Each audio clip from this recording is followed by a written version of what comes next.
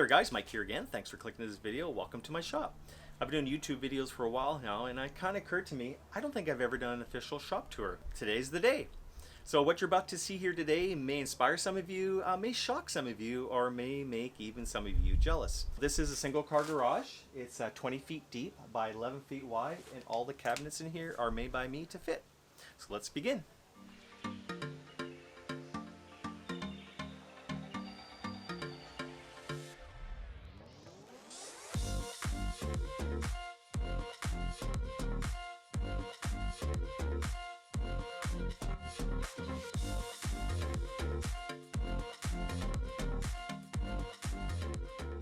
So the first tool here is my Makita 10-inch compound sliding miter saw.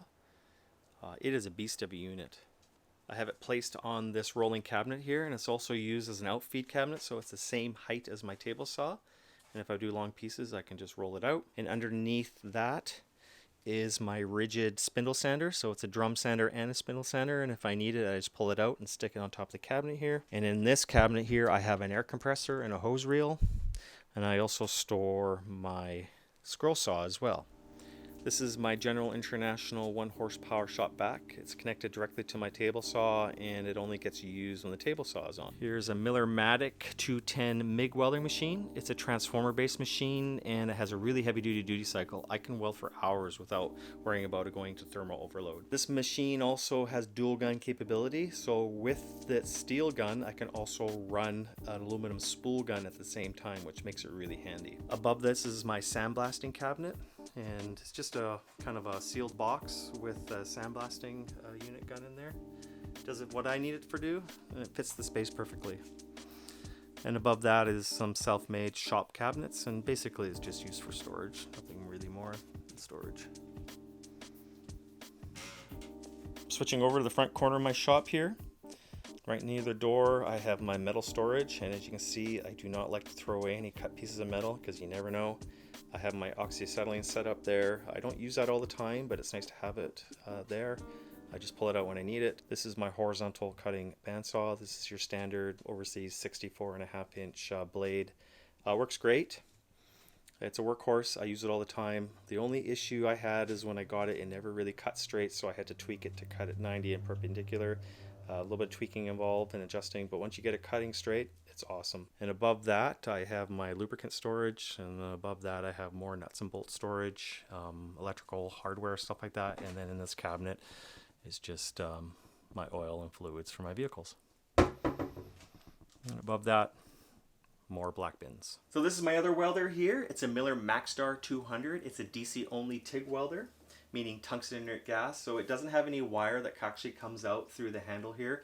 You physically have to add your own wire, and so it has a foot switch which you can control the voltage.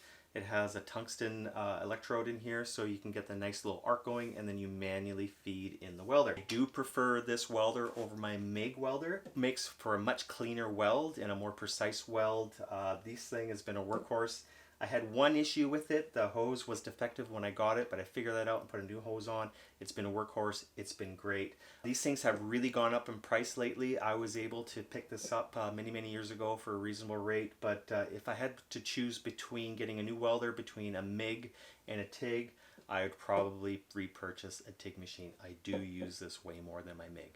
So one of the first big purchases I ever made for my shop was this General International 10-inch table saw. It's pretty skookum. It has a full cast iron top, a really decent fence, has a 2 horsepower motor, runs on 115 or 230. I have it connected to 230. I've really done nothing to this other than cleaning it. You do have to keep the cast iron nicely polished and clean, and don't put anything wet on it or else it will stain. I did purchase a better miter fence, and I have the Incra here. It's been fantastic. I recommend getting one of those. And another upgrade which I recommend is the switch. Comes with a generic switch. I find these a lot better. They're more accurate, and you can hit it with your knee to stop it if you run into issues, which I have on occasion. Other than that, it's been a great table saw. Bunch of Festool products here. I do believe that the Festool brand is a bit better than what you could find at a local hardware store. Now, I haven't really drinking the green Kool-Aid. I'm not going to tell you to rush out and buy this stuff. They are expensive, but I do have a reason why I purchased this stuff. In the wintertime, it's quite cold in my shop. It's not heated, and I typically keep the door down.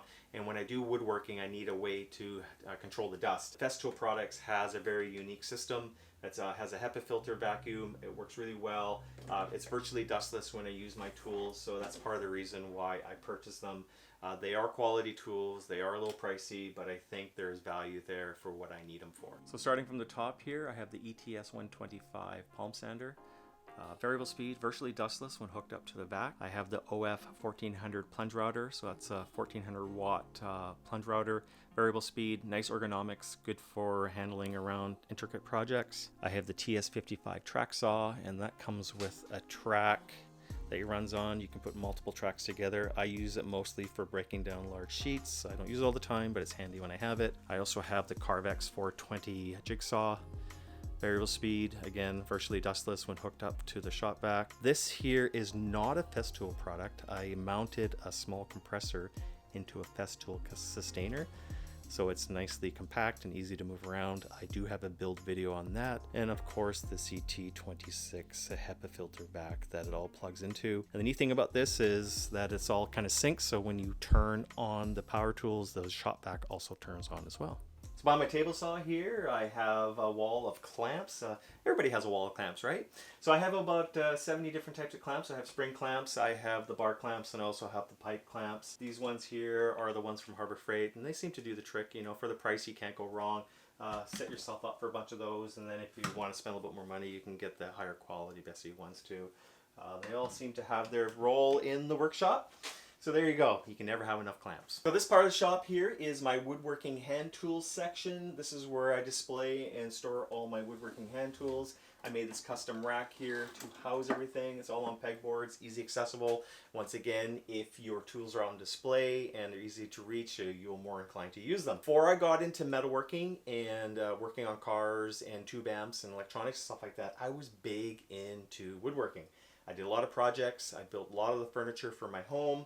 And it really inspired me to, you know, get into the shop and actually do things. Back in the day, there wasn't the internet where you could learn from things. There was no YouTube.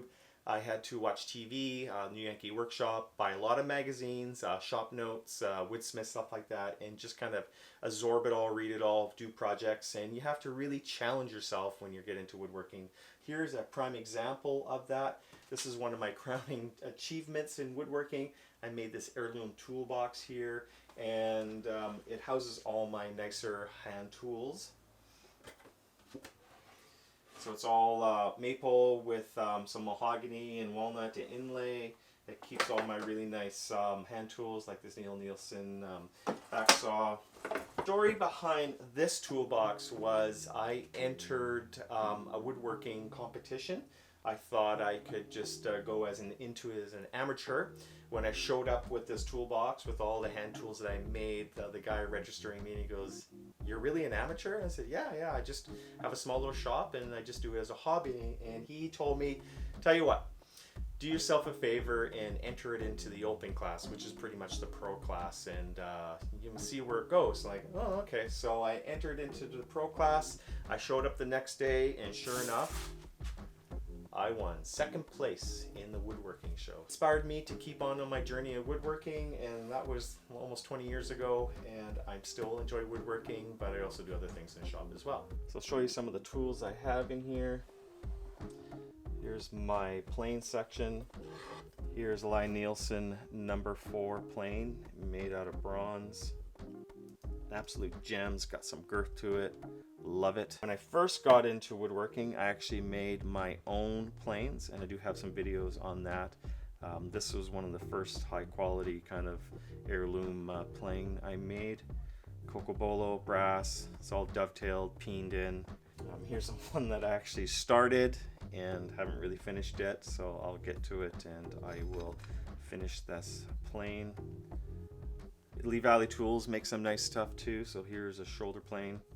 I actually specifically bought this to make this toolbox. I wanted to get all the corners nicely matched, so I needed a shoulder plane, a very accurate one, so I went out and purchased this. This helped me build this. So here's a closer look of some of the tools I made myself. Here's a chisel hammer, a chamfer plane that I entered into a tool competition, got an honorable mention. You know, simple stuff like a set square, a marking gauge. And above my woodworking tools here, I have storage for all my finishing products. So this is all my woodworking finishing products here. I have a lot of paint. And bins up there that store random stuff, nicely labeled so I can find it. I have more paint can storage in the back corner here. Lots of paint. So this is the back wall of my shop. Stuff that you've seen quite often in my videos. This cabinet here houses most of my power tools. I have a lot of Milwaukee stuff, air nailers, nice storage everything. This drawer here houses all my hole saws. I have a lot of hole saws. So this is my main workbench here and a pegboard where I have most of my tools. Display, I got my files that I commonly use. I have just a generic Fuller screwdrivers, and I have the higher quality Weir ones, which is a German brand, really high quality. The red is actually rated for voltage, so when I'm working on my tube amps, especially when they're energized and stuff like that, I make sure I use those. Don't use a proper drill bit holder. I just make these out of wood, put the numbers on them, drill it in, hold them. Make them the size you need to fit your workbench. Again, if they're easy to be reached, you'll use them more often and makes yourself more efficient. I made some of my holders here for my electronics when I'm soldering. And then I have all my storage for nuts and bolts and random assortment of stuff. Big red toolbox. Who doesn't have a big red toolbox? This is a 3-piecer and it's packed full of tools. I actually think I need a bigger one. You'll see. The section here is my marking sections. This is my measuring, has all that important set square stuff. Here is all my taps and dies for doing all my metalwork. I use these Altoid tins to store a lot of my finer pieces. I do like a lot of snap-on. I have lots of snap-on stuff. This is my 3/8 section, again more snap-on stuff. And this is my 1/2-inch section, more snap-on stuff. Like I say, this is jam-packed. It's so heavy and full of tools that is actually bending the bottom of it, so I might have to sort something out there. We got a little belt sander here, and I got a grinder, and I also have a 2-ton arbor press there, which I don't use all the time, but it's there, and I just lift it up and bolt it to my bench when I need to use it. So this cabinet here is actually my router table. I don't use it all that much, so I pretty much use it as a stand for my belt sander and grinder. This section here is the dust collection, and this has all the bits in here. I pretty much use this as bit storage now. So this is my main workbench here, and where I do most of my woodworking and metalworking on this bench. It has storage underneath for miscellaneous supplies, and then also has a drawer here that houses a lot of my hardware, nicely organized. And underneath this wood is my surface plate. So underneath this plywood here is my surface table. So it's 2 feet wide by 3 feet long. It's 3/4 inch thick, and it's Blanchard ground to be perfectly flat. Now I use this to build bike frames. So align bike frames, tack bike frames on to see what the alignment is. And I also use it for metalwork, so if I need to have something perfectly straight and parallel, I can clamp stuff down on here and true it all up. It's a beast. It takes 2 people to lift this up onto here. I'm glad I have it. I don't use it all the time, but it's very handy to have. So moving on to my drill press, I have a nice big drill press here, a nice floor stander. It has a nice cast iron top. It has an 8.5-inch throw, so you can get some really deep, big projects in there. It's made by General International. It has a 3/4 horsepower motor, 110, 220 volt. It's been pretty good. No real issues other than the return spring broke on it, so I fabricated this little thing and I have a video on that. And the switch broke, so I just put a normal toggle switch in there. Other than that, it's been really good and quite powerful, and it does exactly what I need it to do. So above my lathe here, I have another custom cabinet that I made. I made it tall enough so no one would bump their head when they're looking at the lathe. I put an LED task lighting underneath this, so directly over top of the chuck, so that works great. I have all my park tools here. I do repair and build bicycles as well, so I have all the necessary park tools to do all that. Got cubbies for all my lathe stuff. So this is my metal lathe here. I've had this for over 15 years now. It's been pretty good to me. I would consider this a little bit more than a hobby lathe. It's just the perfect size for my shop here. It's made by Craftex, just an overseas brand sold by Busy Bee Tools here in Canada. It is 110 volt, 1 horsepower, 11 amp rating motor. It's all gear driven. You can easily select the speeds by the levers there, forward and reverse, carriage return by the lever there. It's been pretty good to me. It does exactly what I need it to do. It is a little underpowered for bigger drill bits, so you kind of have to take your time. The one thing I do like about it a lot is that the chuck has a 1-inch through bore on it, and that's very handy. So here's some of the power tools that I use quite regularly. I have the 18 volt and I have also the 12 volt version stuff. The Milwaukee Fuel brushless technology is just fantastic. It's probably the best stuff that I've used. I've used all different types of brands, and these seem to just keep on working and take a licking and keep on ticking. Their brushless technology and their battery technology seems to be far superior to anything I've used. One of my favorite tools I purchased recently is this M12 die grinder. Again, it's brushless, has the variable speeds. This will do just about any type of die grinding, sanding, grinding project that I have. It is fantastic. If you're thinking about getting one, I strongly recommend getting one. This is great. I use it all the time. Now, this is some of the other things I don't use all the time, but I'm glad to have it. This 90-degree drill. It's amazing how often this will come handy when you're in tight spaces. Your power ratchet as well. It's amazing how fast you can speed up things and just deal with stuff with this. I also have this heat gun, and it's M18 as well, and I use it for all my heat shrinking for any type of my automotive electronic products. It doesn't get as hot as a normal plug-in one, but it seems to do the trick. And it's convenient. So I pulled out some of my air nailers here. This is older Porter cable ones, and they've been treating me quite well. I'm not sure what the newer ones are like, but these ones have been okay for me. So this is 16 gauge, these are 18 gauge. I also have a rigid 23 gauge headless pin nailer.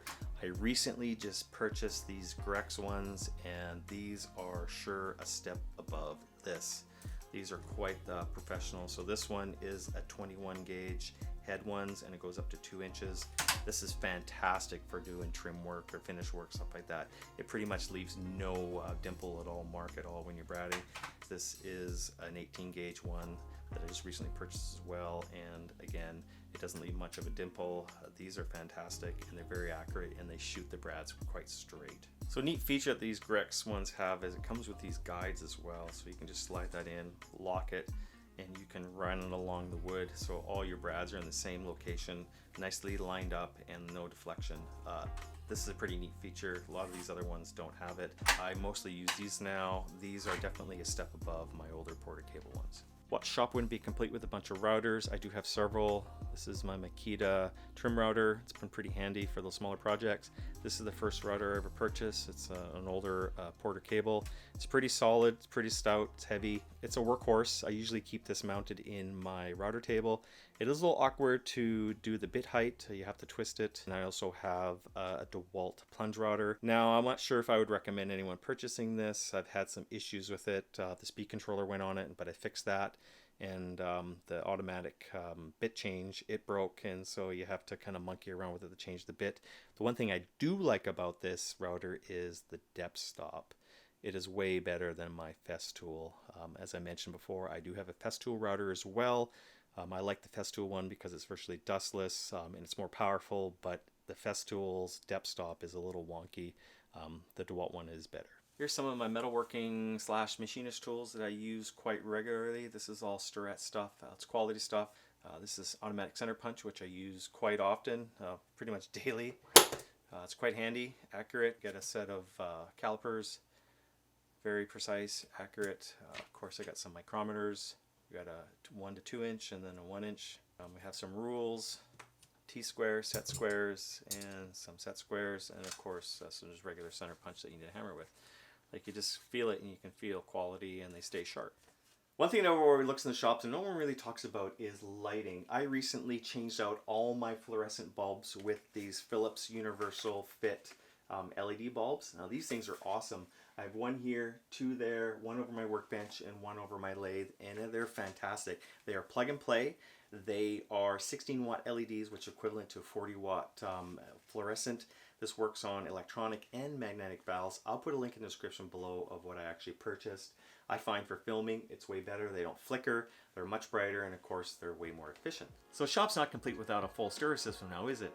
I went ahead and scratch built a full tube amp system for my shop here. I have a tube preamp, I have a tube power amp, and I kind of made it to look industrial, kind of military, sort of rough and tough look. This is a shop, stuff's flying around everywhere, so I want to make sure it's nice and tough. I mostly listen to the radio, so I have an AM FM tuner which I plug into, and I also have the ability to plug my phone into it as well. I do have build videos on this, so please have a look at my tube amp playlist and you can see these being built. So to go along with my tube amp system, I made some efficient 8-inch full range speakers. Now when I build my shop cabinet on the top here, I actually made spots for them to keep them out of the way. These are 8-inch full range speakers, and I have them crossed over very high with some very efficient tweeters as well to kind of fill it in a bit. These speakers are similar to what Pioneer was making in the 70s and 80s. They're pretty much knockoffs of them, and they're really inexpensive, and they sound great. Well, that's the majority of tools I have stuffed in this little shop. Well, at least any tools of significant value. What you see here is 25 years worth of tool accumulation and workflow. If you have any questions or comments, please leave it below and I'll do my best to answer it. Once again, thanks for watching, and we'll see you in the next video.